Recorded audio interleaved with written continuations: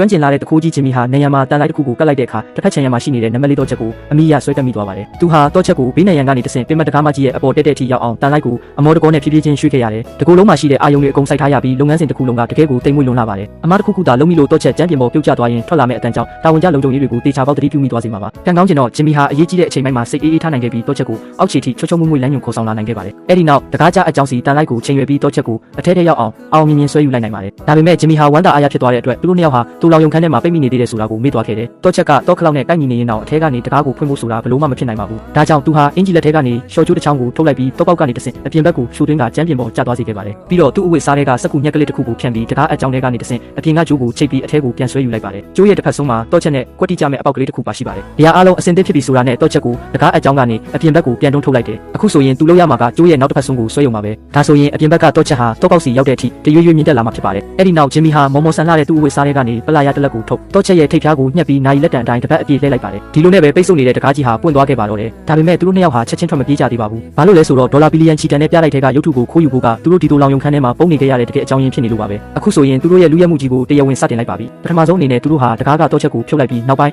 အရေးပေါ်အခြေအနေတွေကိုကင်တွယ်နိုင်ဖို့တော့ခလောက်အပေါက်ကိုတိတ်နဲ့ပိတ်လိုက်ကြတယ်။ပြီးနောက်ဂျင်မီဟာအင်ဂျီလက်ထဲကနေပြစ်လိုက်ရင်ပြန်ဝဲလာတဲ့လက်နက်တစ်ခုကိုထုတ်လိုက်ပါတယ်။ဒါကိုဘာအတွက်သုံးမလဲဆိုတာသူ့ဖော်ဖြစ်သူကလုံးဝတွေးမရဖြစ်နေပေမဲ့ဂျင်မီကတော့ဘာမှပြန်မပြောခဲ့ပါဘူး။အဲ့ဒီအစားသူဟာပင်မခမ်းမစီတန်တန်မတ်မတ်သွားပြီးရုပ်ထုပေးပတ်ပတ်လဲမှာတက်ဆင်ထားတဲ့လေးစားချက်ပေးစနစ်ကိုဝူးမင်းနဲ့တမင်တကာသွားပြီးထိမိစေခဲ့ပါတယ်။အချက်ပေးတန်မီလာတာနဲ့တပြိုင်နက်လုံခြုံရေးတွေဟာချက်ချင်းနိုးနိုးကြားကြားဖြစ်သွားကြပါတယ်။ဂျင်မီကတော့တူလောင်ယုံခန်းထဲကိုခက်မြန်မြန်ပြန်ဝင်ပုံပြီးတန်ကြေးတစ်ခုကိုသုံးကာတကားကိုဆွဲပိတ်လိုက်ပါတယ်။မကြခင်မှာပဲလုံခြုံရေးတွေခမ်းမစီရောက်လာပြီးရုပ်ထုရှိနေသေးတာကိုမြင်တော့တပြင်းချနိုင်သွားကြပြီးသူတို့နေရာသူတို့ပြန်သွားကြပါတယ်။တိတ်မကြခင်မှာပဲဂျင်မီဟာဒီလက်ကွက်ကိုနောက်တစ်ကြိမ်ထပ်သုံးပြန်ပါတယ်။သူခမ်းမစီပြန်သွားပြီးအချက်ပေးစနစ်ကိုနောက်တစ်ခါမြည်အောင်ဝူးမင်းနဲ့ထပ်လုပ်လိုက်တယ်။အတန်ကြောင့်လုံခြုံရေးတွေထက်လန့်ကုန်ပြီးစစ်ဆေးဖို့အပြေးလွှာရောက်လာကြပြန်ပါတယ်။ဒီတစ်ကြိမ်လဲရုပ်ထုကရွှေ့မသွားပါဘူး။ဒီတစ်ခါမှာတော့လုံခြုံရေးအရာရှိချုပ်ဟာအချက်ပေးစနစ်ချိုးရင်းနေပြီလို့တစ်ထစ်ချယုံကြည်သွားပြီးဒေါသတကြီးနဲ့စနစ်ရဲ့လျှက်စစ်ပါဝါကိုဖျက်တောက်ဖို့လုပ်ပါတော့တယ်။ဒါဟာဂျင်မီကွက်ချပြီးမျှော်လင့်ထားခဲ့တဲ့ရလဒ်အတိအကျပါပဲ။